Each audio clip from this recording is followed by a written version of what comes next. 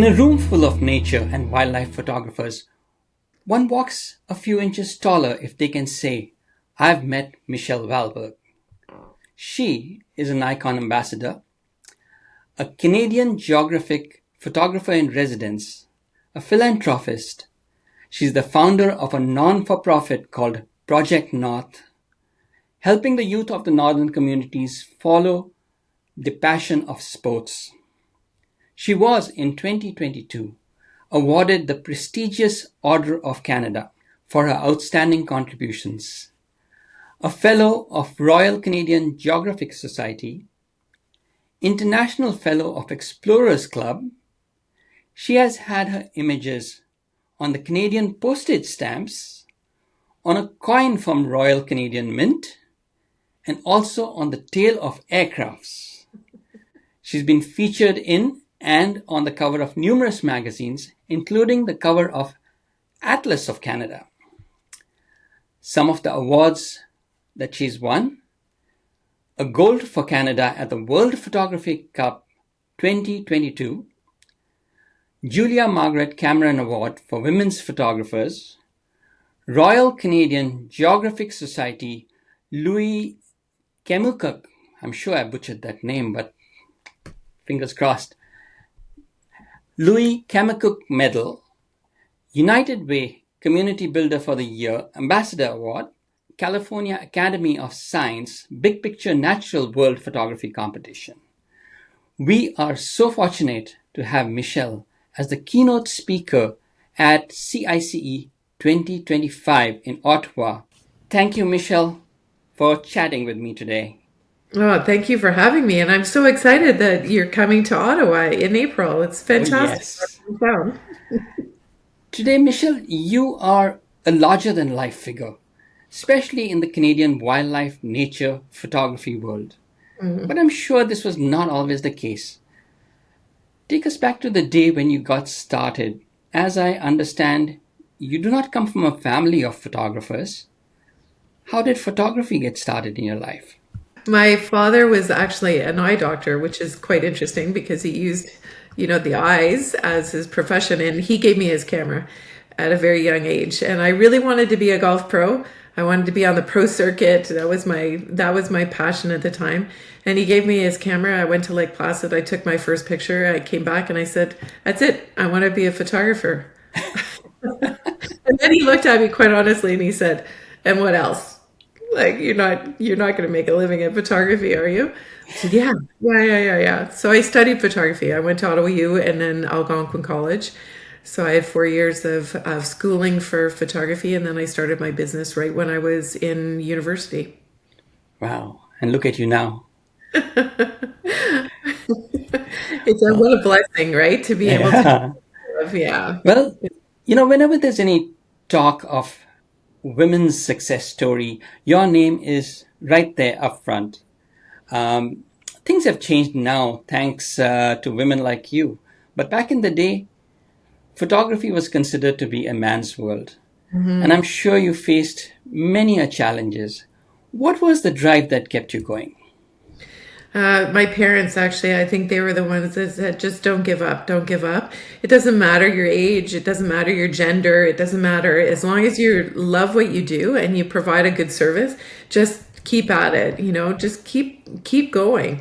I had a lot of challenges, especially being an 18-year-old woman in a male-dominated career. There was no doubt. So, it was just having those people in my pocket, and my parents always saying to us, there's not anything that you can't do. And yeah, there were times that I wanted to quit. There's no doubt about it. There were times that people were nasty and mean and didn't take me seriously. And there were men in the business that weren't necessarily that, supportive, let's just say. And it was a challenge. And then I had all kinds of men in my life that actually were on the opposite side. So it's just having that real grounding force behind you that can help you reach your goals and continue on your successful journey. You have a special love affair with the Arctic North, don't you? I do. What is Project North? Project North is a not-for-profit organization that I started when I started to go back to the Arctic more and more. I remember the first time that I went up to Pond Inlet, I was going out to the flow edge and I saw the love of hockey in this small community at the top of the world. And I also went into the store and saw that a 2 liter carton of milk sold for $18. And this is many years ago. And I know we have our own price challenges right now with our own food prices down south. But imagine how much that costs. And I just wanted to provide an opportunity. So I asked the company I was traveling with, Adventure Canada, if I could bring up hockey equipment, and they said yes, and did a drive, and all these people came out of everywhere to help, the people that were surrounding me, but also the community of Ottawa. And Project North was born because we had such success. I put the call out and people galvanized and helped and started to support what I wanted to do. And that was just provide an opportunity to play to, our far away communities in the northern areas in the Arctic. And it happened. So it really had nothing to do with photography. It was parallel to my photography. So as I was going up and I was able to create and be a part of this magical place, I was also able to come and bring opportunity, which was a great gift, right? And as sometimes it doesn't have to do with exactly what we're doing like photography, but it can certainly run parallel and just as beautiful. So you didn't always do wildlife and nature photography. You got started with weddings and events and headshots and other genres like most of us do. When did the transition happen? About 15 years ago, and it was always, I love nature. I love being out in the forest and in my kayak, and I was always photographing any kind of animal that I could find. I mean, it's been a huge part of what I like to photograph, but making a living at it isn't as easy, right? So Yeah. and to make a living at photography, we really had to do everything, and that included weddings and events. I started actually in the video production side of the business. That's how I kind of made my way into the community and offered a service that not anyone else was really doing at the time. And I think timing comes a lot with, our successes and our opportunities. But yeah, so as soon as, that started to make way and I had success in that kind of area, then I started to delve more into the wildlife world.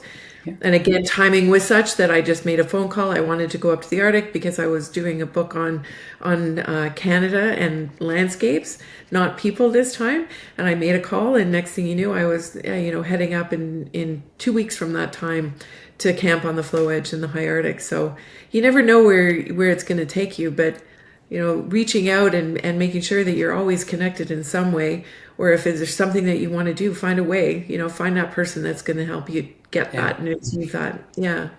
Do you remember how you felt when you were told that you had won the Order of Canada?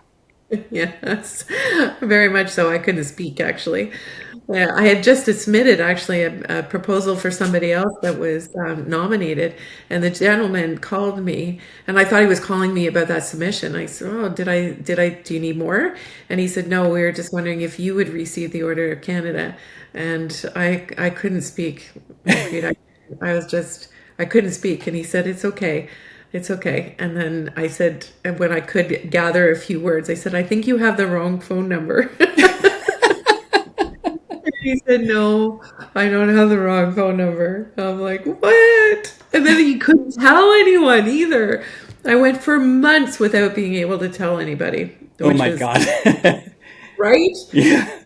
May, June, July, like 3 months or something. Yeah. And then Three it was just, months. yeah. So that in 2022. And then just in October of this year of 2024, I was able to go to the Governor General's and receive the Order of Canada, be invested into the Order of Canada, I guess, by Her Excellency Mary Simon, which meant a lot to me, especially coming from my travels and my time in the Arctic. I've been to the Arctic over 60 times now. Wow. So it's totally taken a hold of my heart and soul. So to receive it from Mary Simon Yeah. was very, very important and very special. Now, I know there is no such thing as a typical day. But if you would take one of your adventures, and if I was to ask you, what is a typical day for Michelle Valberg out in the field, what would you say? Very early mornings and very late nights and rest in between if you can. The hardest part, I guess, is, getting out of bed at 4 o'clock in the morning in the summer and the spring. And, that's not an easy task if you're not used to getting up that early in the morning and, getting out there and, opportunity finds and waits for those people who actually get out. And the most important thing is to be in the field and to be ready and be in position, right? So getting out of bed really early with a big mug of coffee. And that's my typical morning, and yeah, being out until I don't want to anymore. And it's not always the ideal lighting, but sometimes magic can happen in the middle of the day. It's just how long can you sustain yourself out there in the wild, in the field, before you have to come in for certain breaks and food, maybe maybe a little bit of rest, and then Yeah. right back out for the end of the day and the beautiful sunset. If I'm not lured onto my dock with a gin and tonic. Sometimes Well, that you happens. deserve that sometimes. Sometimes that happens. Well, this time I cannot wait to come and, meet you in person and listen to your talk at CICE 2025. That's happening in your hometown in Ottawa in April.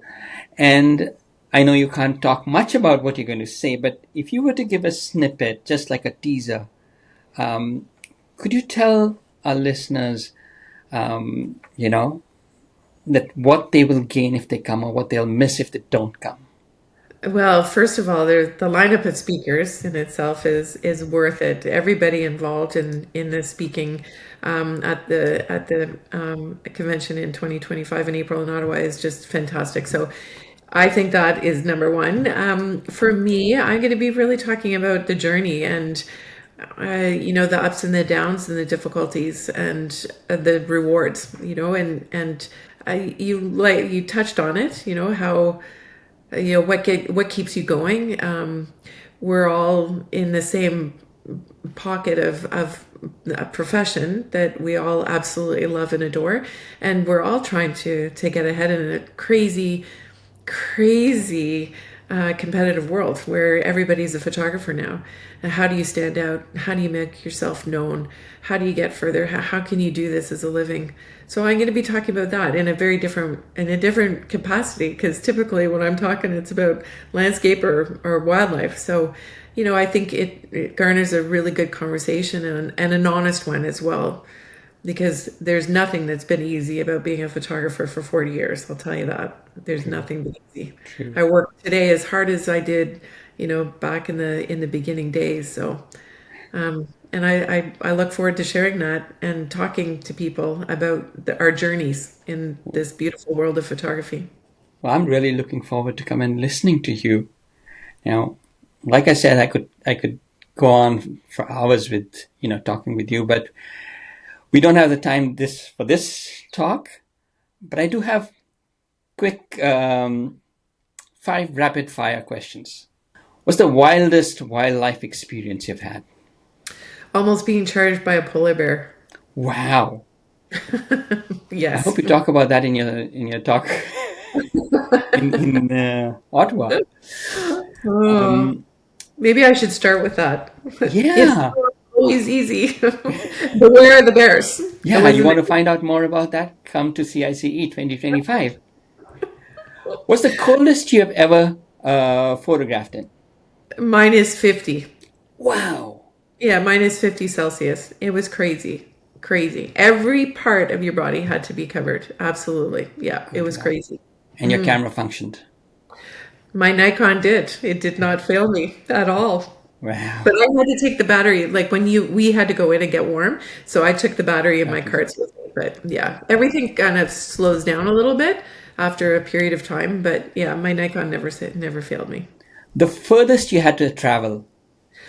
I think it's probably the Great Barrier Reef between Indonesia and the top of Australia. So near between Indonesia and Australia and the Great Barrier Reef. I think that's probably the furthest away. Or Antarctica, That sounds so exotic. one of the other. Far. Okay, what's the three things in your bag that you cannot live without? Three things. Well, my 800 millimeter PF as a wildlife photographer, that is definitely my Z9 and is it equipment like all Well, gear anything in your bag. in my bag? Ooh, a 2 terabyte card. That's important. Now, I know that your list of the next question is going shorter and shorter, but what's your dream destination that you still want to go to? You know where I would really love to go to? That's on my list is India. I would really love to go to India. Yeah, that's an amazing place. It's a country that's so varied. I grew up there, so I know.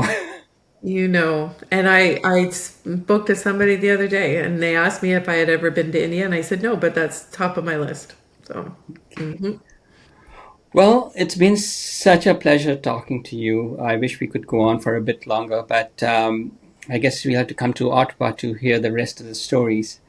And thank you so much for chatting oh, with me. well, thank you. And I look forward to seeing everybody at CICE 2025 and stay tuned for all those amazing photographers that are on the lineup.